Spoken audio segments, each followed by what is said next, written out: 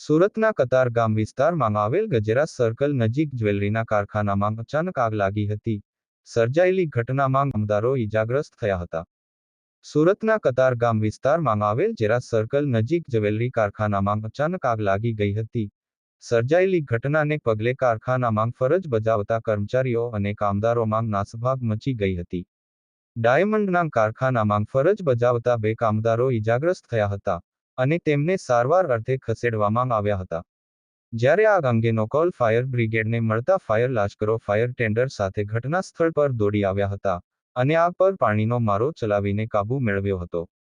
Lakshmi diamond ફેક્ટરીની બાજુમાં આવેલી RV diamonds કંપનીના ડાયમંડ ફેક્ટરીમાં ગેસ લાઇનમાં બ્લાસ્ટ થતાં અફરાતફરી મચી ગઈ હતી. આ દુર્ઘટનામાં ફ્લેશ ફાયરના થવાને કારણે અંદર કામ કરી રહેલા રત્નકલાકારોમાંથી 14 જેટલા દાઝી ગયા છે, જેમાંથી 2 વ્યક્તિની હાલત ગંભીર હોવાની વિગત મળી રહી છે. તમામ ઈજાગ્રસ્તોને તાત્કાલિક સારવાર અર્થે કિરણ હોસ્પિટલમાં ખસેડવામાં આવ્યા છે. ઘટનાની જાણ થતાં સુરત મેયર દક્ષેશ માવાણીએ ઈજાગ્રસ્તોની કિરણ હોસ્પિટલ ખાતે મુલાકાત લીધી હતી. કતારગામ વિસ્તારની આરવી ડાયમંડ્સ કંપનીના 3જા માળે ડાયમંડને ક્લીન કરતી વખતે ગેસ લાઇનમાં ધડાકાભર સાથે બ્લાસ્ટ થયો હતો.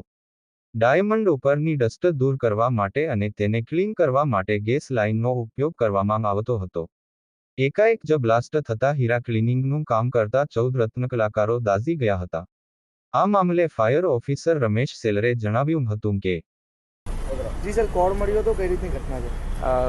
આજે ફાયર કંટ્રોલ તરફથી અમને ડાયમંડ કારખાનામાં આગ લાગી છે ગજેરા સર્કલ લક્ષ્મી એન્કલેવ બાજુમાં. ત્યાં ઘટના સ્થળનો કોલ મળતા અમુક કતારગામ અને કોસાડ ફાયર સ્ટેશનના સૌપ્રથમ ઘટના સ્થળે રવાના થયેલા હતા. ઘટના સ્થળે પહોંચે તે પહેલાં કંઈક ફ્લેશ ફાયર કંઈ થયું છે, જેના કારણે 2 એમના કારીગરો છે કંઈ દાઝેલા હતા સામાન્ય. ત્યારબાદ અમે ઘટના સ્થળ ઉપર પહોંચીને તપાસ કરતા બીજા કોઈ માણસો કોઈ ફસાયેલા નથી અને ફાયર ફાઇટિંગ કરી અને જે સ્મોક હતો એને વેન્ટિલેશન કરીને ક્લિયર કરેલ છે. આગ લાગવાનું કારણ પ્રથમ જોતા એવું લાગે છે કે ભાઈ એમનો જે પેન્ટ્રી હાઉસ છે એમાં ગેસની લાઇનથી કંઈ ફ્લેશ ઓવર ફાયર થઈ હોય તે પ્રમાણે લાગી રહ્યું છે. કેટલી ગાડીઓ આવેલી છે? કતારગામ ફાયર સ્ટેશન અને કોસાડ ફાયર સ્ટેશન અને ઘટના સ્થળે પહોંચ્યા બાદ હવે ડબોલી ફાયર સ્ટેશન કુલ મળી 6 ફાયર એન્જિન અને બાઉઝર ઘટના સ્થળે આવેલા હતા. ઘાયલ કેટલા લોકો છે? ઘાયલ એટલે બે માણસો કંઈક દાઝેલા છે સામાન્ય, એવું કંઈ જાણવા મળે છે.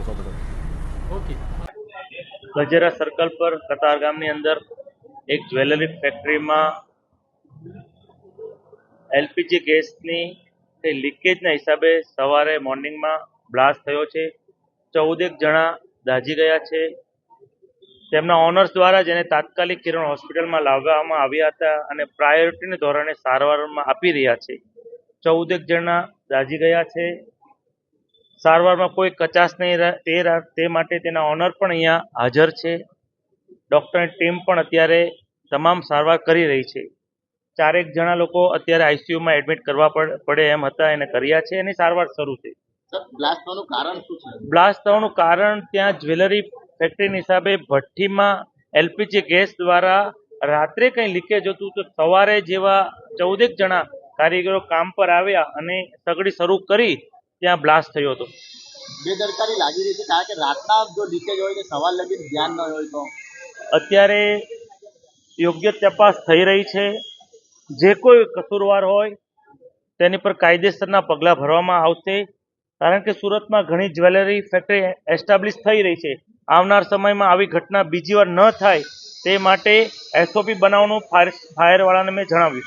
ફાયરમાં બી કંઈ મોડી જાણ કરવામાં આવી હતી? ફાયર ઘટના સ્થળે પહોંચી તે પહેલાં જ ઓનર તેમના જે દાઝી ગયેલા કારીગરોને કિરણ હોસ્પિટલમાં લઈ આવવામાં આવ્યા હતા. 14 જણા જ્યારે ઇમરજન્સીમાં લાવવામાં આવ્યા હતા, 14 જણામાંથી જે છે એમાં 2 જણને થોડી ગંભીર તકલીફ છે. બાકીના જે છે એને 25 થી 30% બંધ છે અને બાકીના બધાને ડ્રેસિંગ કરીને બપોરે લગભગ રજા આપી દેવામાં આવશે. શું લાગે છે, કઈ રીતની પરિસ્થિતિ આ લોકો? અત્યારે બધાને આપણે ઇમરજન્સી સારવાર આપી રહ્યા છે. અત્યારે આપણે કોઈ પણ ભવિષ્ય ન કહી શકાય, પણ એમાંથી મેં કીધું એવું છે કે 2 જે દર્દીઓ છે એ થોડા ગંભીર છે. જો કે આ ઘટના જીઆઈડીસી વિસ્તારમાં બની હોવાથી સુરત મહાનગરપાલિકાના પણ હાથ આમાં બંધાયેલા છે, કારણ કે સુરત મહાનગરપાલિકા આમાં ડાયરેક્ટ ઇન્વોલ્વ થઈ શકતી નથી. જો કે પાલિકાના ફાયર ફાઇટરો ઘટનાની જાણ થતાં પહોંચી ગયા હતા. ફેક્ટરી એક્ટમાં આ કંપની આવતી હોવાથી આમાં કલેક્ટરની દખલગીરી જરૂરી છે અને ફેક્ટરી એક્ટ મુજબ કાર્યવાહીની પણ જરૂર છે. ઉલ્લેખનીય છે કે સુરત શહેરમાં આ પહેલાં અનેક ઘટના ઘટી ચૂકી છે, જેમાં કલેક્ટરની અંદર આવતા આવા ઔદ્યોગિક એકમોમાં કાર્યવાહીની જરૂર છે. આ પહેલાં પણ સુરતના સૈયદપુરા વિસ્તારમાં ઓઇલ ડેપોમાં આગ લાગી હતી, જેમાં પગલાં લેવામાં સુરત મહાનગરપાલિકાને આ જ કારણે ફેક્ટરી એક્ટ મુજબ તકલીફ પડી હતી. જોકે સુરત કલેક્ટર ડૉક્ટર સૌરભ પારગીએ આમાં ખાસ ધ્યાન આપવાની જરૂર છે. આ સાથે ગેસ એક્સપર્ટ નિષ્ણાતોનું માનવું છે કે આ પ્રકારના એકમો જોખમી છે.